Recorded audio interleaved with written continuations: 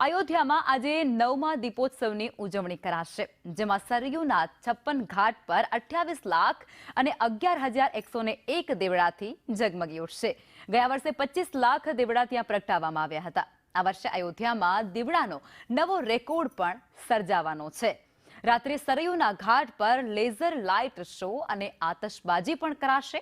ભગવાન રામના જીવન પ્રસંગો પર આધારિત ઝાંખીઓનું આયોજન કરવામાં આવ્યું છે। 3D ટેકનિકથી સજ્જ હશે, જેમાં 21 ઝાંખી નગર ભ્રમણ બાદ શોભાયાત્રા કરાશે। રામકથા પાર્ક ખાતે આ શોભાયાત્રા છે તેને પહોંચાડવામાં આવશે।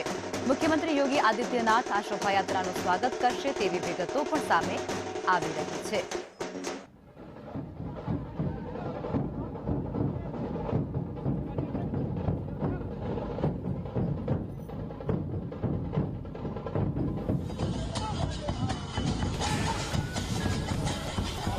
अयोध्या दिव्य दीपोत्सव की साक्षी बन रही है और अयोध्या के दिव्य दीपोत्सव का पूरी दुनिया साक्षी बन रही है।